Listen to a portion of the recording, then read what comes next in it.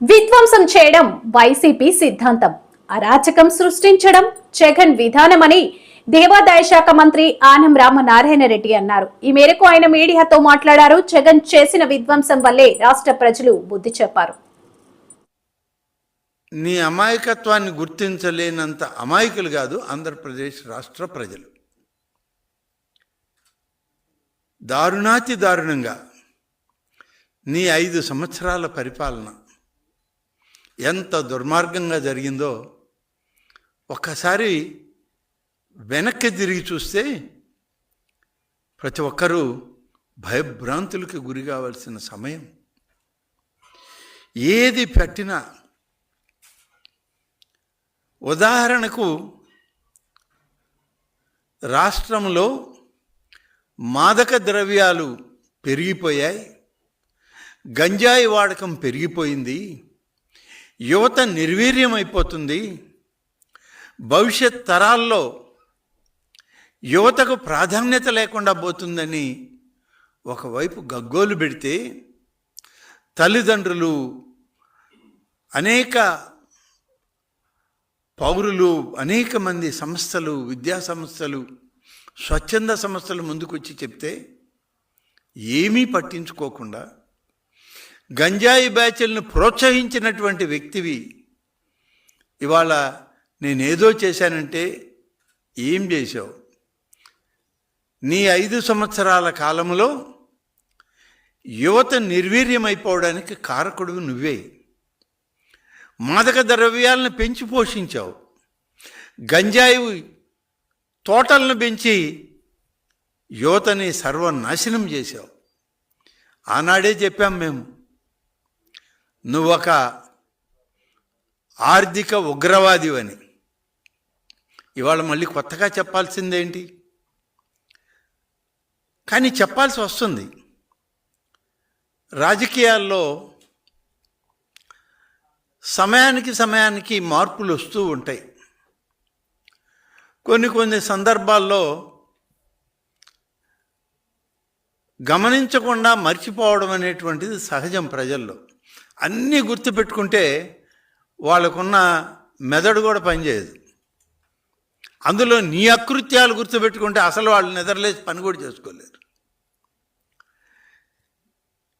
ఇలాంటి వ్యక్తిత్వం ఉన్న నువ్వు, నీకు ఒక పార్టీ, సిద్ధాంతాలు లేని పార్టీ, అసలు నీ లక్ష్యం ఏంటో చెప్పలేనటువంటి పార్టీ, ఇటువంటి అరాచకమే నీ సిద్ధాంతంగా 5 సంవత్సరాలు ఈ రాష్ట్రాన్ని పట్టి పీడించావు. ఇవాళ మళ్ళీ తగుదునమ్మా అని నువ్వు ఒక క్రిమినల్ మైండ్తో ఉనికి కాపాడుకోవడానికి మళ్ళీ ప్రజల మధ్యకు వచ్చి ఏది వస్తే లేకుంటే ఏది జరిగితే దానికాడ నేనే కదా ఇది చేసింది అంటున్నా. నీకేమన్నా మతి భ్రమించిందా అని అడుగుతున్నా. నువ్వేమన్నా మతి భ్రమలో ఉన్నావా? 2% పనులు చేయలా నువ్వు పోలవరం ప్రాజెక్టులో.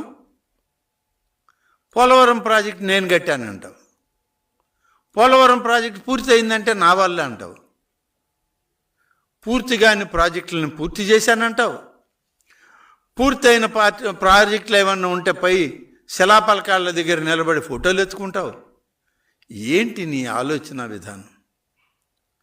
పరిపాలన అనేటువంటిది ఇదేనా అనే పరిస్థితి వచ్చింది ఇవాళ.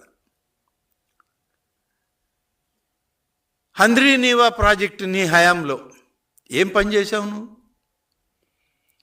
లిఫ్ట్లు పూర్తి చేసావా? నీటిని తోడిపోసావా? కాలువలు లైనింగ్ చేసావా? కాలువలు వెడల్పు చేసావా? ట్యాంకర్లతో సగం దువ్విన కాలువల్లో నీళ్లు పోసి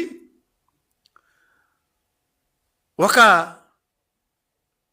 గేట్ని అక్కడ అమర్చి తాత్కాలికంగా హెలికాప్టర్లో పోయి అక్కడ నేను నీటిని వదిలాను అని చెప్పి ఇదంతా నా ప్రమేయమే, కుప్పానికి కూడా నేనే నీళ్ళు ఇచ్చాను అన్నాడు. నువ్వు వెళ్ళిపోయిన అరగంటగా ఆ గేట్ ఎత్తుకెళ్ళిపోయారు. మర్చిపోయావేమో జగన్మోహన్ రెడ్డి. నువ్వు వెళ్ళిపోయిన అర్ధగంటకి నీ హెలికాప్టర్ ఇంకా కనబడతానే ఉంది ఆకాశంలో కింద ప్రజలకి. ఇంజనీర్లు ఈ గేట్ ఇక్కడిది కాదు, మేము వేరేది తెచ్చిపెట్టాం, మేము అది ఎత్తుకెళ్ళిపోతామని ఎత్తుకుపోయారు. అది ఎత్తుకుపోయిన తర్వాత ఆ కుప్పం కాలువలో నీళ్ళు ఎక్కడన్నా ఉంటే తడి కూడా కనబడలా. నీతోటి అక్కడ కేరింతలు కొట్టిన జనమే నీళ్లల్లో దిగి కాళ్ళు కడుక్కుందామంటే నీళ్లు లేవు అక్కడ. మర్చిపోయావా? రాయలసీమను నేను ఉద్ధరించానంటావు. ఏం ఉద్ధరించావు నువ్వు? నిన్న నువ్వు చెప్పినటువంటి కథనాలు కానీ వింటే అసలు సర్ ఆర్థర్ కాటన్ తర్వాత ఆంధ్రప్రదేశ్కి సాగునీరు తాగునీరు ఇచ్చింది నువ్వే అని అనుకోవాలి ఎవడైనా కొత్తోడు. నిన్ను నాటి నుంచి నేటి దాకా గమనిస్తూ ఉండేవాళ్ళం. మేమున్నాం తండ్రి, ఇంకా మేము బయట వెళ్ళిపోవాలా, మేమున్నాం ఈ సమాజంలో. ఏ పనైనా ఒక్క పని నువ్వు పూర్తి చేసినట్లు, లేదా ఒక పని ద్వారా రాయలసీమ ప్రజలకి మేలు కలిగించినట్లు చెప్పగలవా? ఏ పని చేయలా నువ్వు. అన్నీ